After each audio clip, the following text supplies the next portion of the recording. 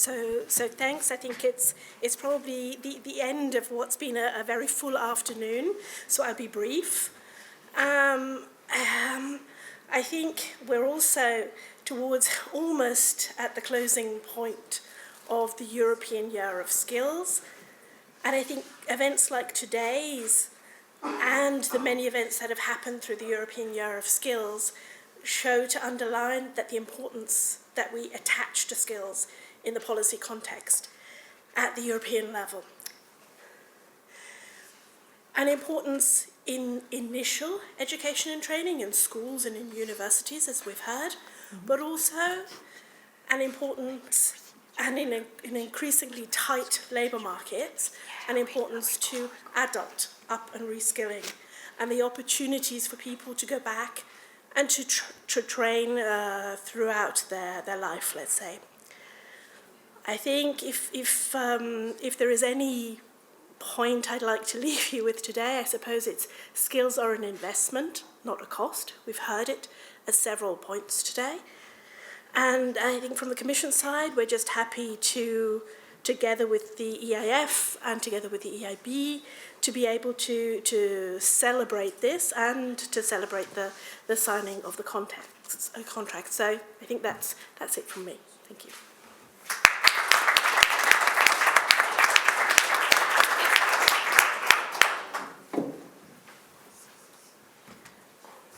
Now, I must admit that I was supposed to prepare or fine-tune the speech during the last panel discussion, but it was too interesting, so you'll have to be the victims of that. First of all, thank you all for joining us. I hope you enjoyed the discussions, the initial overviews, and the interactions with our current, future intermediaries, partners. I would like to thank also specifically European Commission for joining us during this event, because without them and their willingness to support us, and consequently through us you, the instrument would not exist. We've gathered today to celebrate but also promote a very specific policy area, which is skills and education, during the Year of Skills. The reason to do that is because the policy area ultimately represents the basis and the backbone for success of other policy priorities. So, in other words, people think that if you throw 200 billion, 300 billion euros into sustainable transition or green transition or digital transition, it will ultimately end up being success. But it will not. To a certain extent, we will see outcome, we will see results, but those results can only be maximized if the basis for success of those interventions is prepared, and that is always the people that will participate in those transitions. 90% of the jobs of the future will require digital skill set, digital knowledge. If we do not achieve that, we will have failed on the goals that we initially set ourselves to.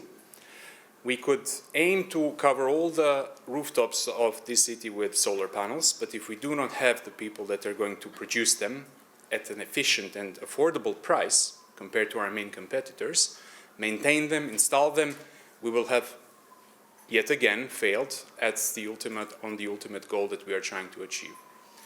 Therefore, we are taking into account everything that you've said. We acknowledge that there are limitations, challenges that are difficult to overcome. One meeting vis-a-vis skills and education will not solve them, but hopefully it will not be the last, and the next ones are going to be even more focused towards brainstorming.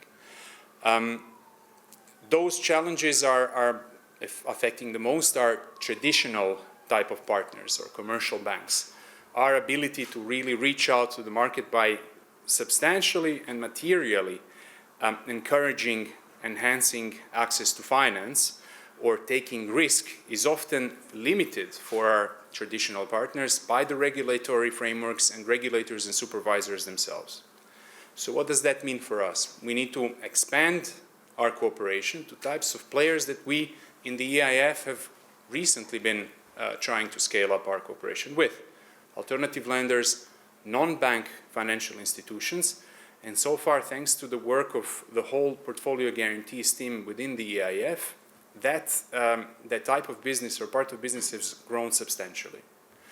So today we are going to celebrate the approval of 3 transactions that effectively meet this type of characteristics and features, and the upcoming signature of these transactions. Together, for the 3 of them, we're hoping to support approximately 40,000 students by offering them more than 100 million euros of financing.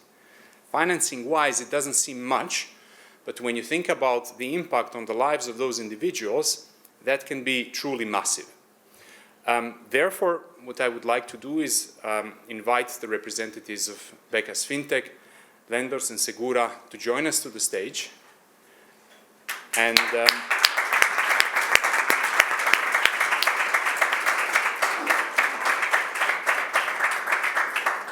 And use this opportunity to participate in the signing ceremony. A brief introduction. BCASFINTECH, a Spanish alternative lender, innovative institution that is supporting the Spanish students and youth by offering or lending via income share agreements, among other things that they've done before we are trying to establish a relationship with them or cooperation with them as EIF. LENDORSE, a new player on the German market who is trying to catalyze the attraction of talent towards Europe, predominantly or first initially Germany and then try to scale up. And it's important to do that on the back of the data and statistics that we've heard from the Commission today. We're losing 1 million euros, 1 million labor market participants per annum so far.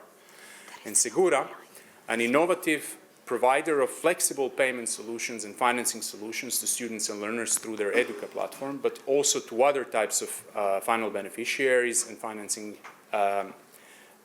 companies and individuals that are in financing needs. I will give the word to our colleagues here so that they can introduce themselves to a greater degree of detail. We can start with BCASFINTECH and then LENDORSE and SeQura, in alphabetical order. So there is absolutely no degree of preference indicated.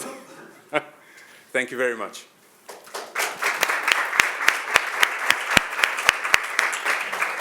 Many thanks, Zvonimir, for the introduction. Well, firstly, I would like to thank you, the EIF, for the organization of this awesome event.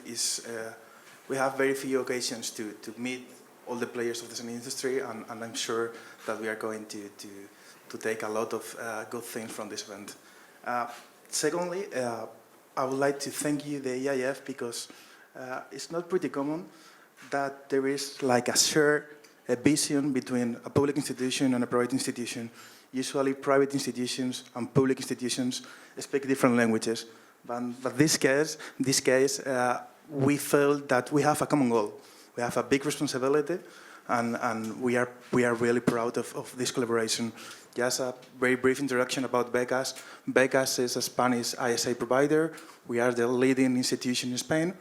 We have been operating for a couple of years. We grant ISAs, our current loan book amounts to 10 million euros of today, and we work with around 70 education providers in Spain. Thanks to this collaboration with the EIF, which we think is going to be a long-standing collaboration, we'll be able to also start operating in other European countries, and we are convinced that we are going to be able to help those talent students. It's really important that we make emphasis on talent students.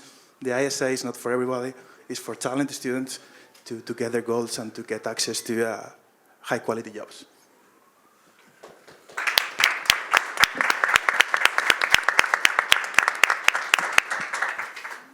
Thank you very much. Yeah, also from our side, big thank you for the past interactions. It has been a pleasure over the last couple of months to keep working, and we're very happy to be here and receive the guarantee for LENDORSE.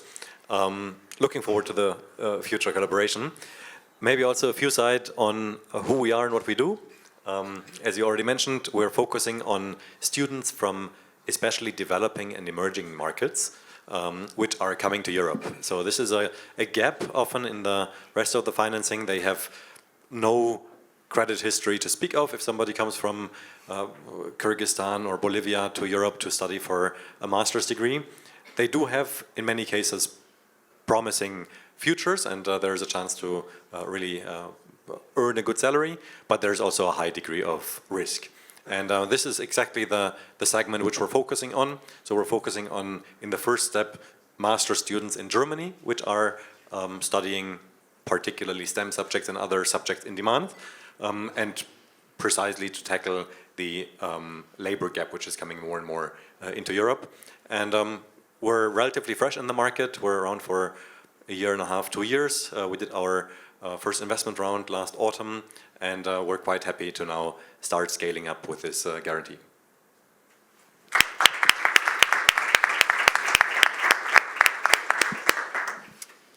Good afternoon, ladies and gentlemen. Thank you very much to the EIF and the European Commission. My name is Markus Jennemyr. I'm the CFO of SeQura, and we're a slightly different animal. We're a Barcelona-based hypergrowth fintech company offering payment solution technology for merchants selling their products and services online. We're around 330 employees, closing in on 100 million euros of revenue and celebrating our 10th year anniversary next month. So basically, we're embedded with the merchant's checkout online, and it takes us less than 1 second to approve or reject a credit. And you only have to put basically the information that you need to get your product sent home to you when you buy online. We run a verticalization strategy, which means that we really want to focus and understand large verticals and provide a sort of tailor-made payment solution to the merchants operating in that vertical, which means that we can compete on value rather than price. And then you might wonder, why am I here when I talk about e-commerce? Well, in fact, our largest and fastest growing vertical is online learning. And our focus is very much on sort of specific trade courses. So the maximum we do is 6,000 euros, 24 months payment plan.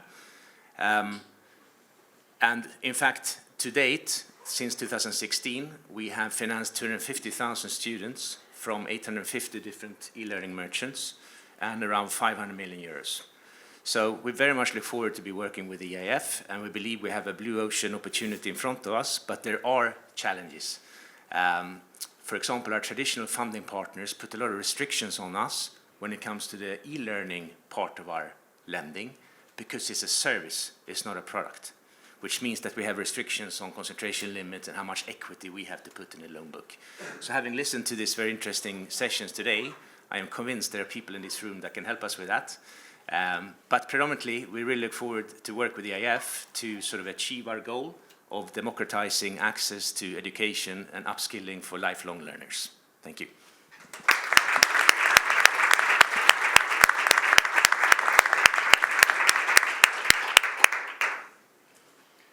Now would be the time that we actually sign the documents. So in front of you, you will find the letters of acknowledgement. You can pass it on to one another.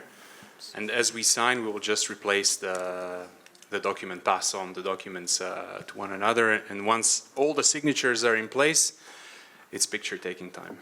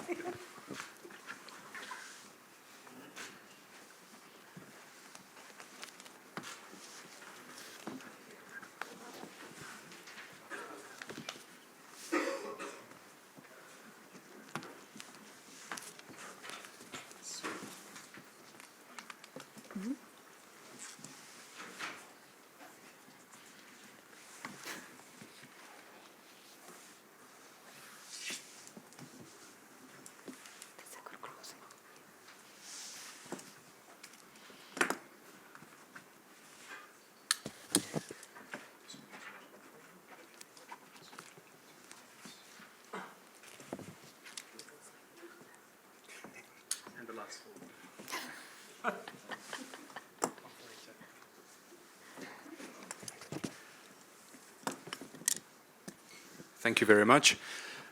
Normally we stand up, we show the letters of acknowledgement to the photographers, and I think Sylvia will then close the event.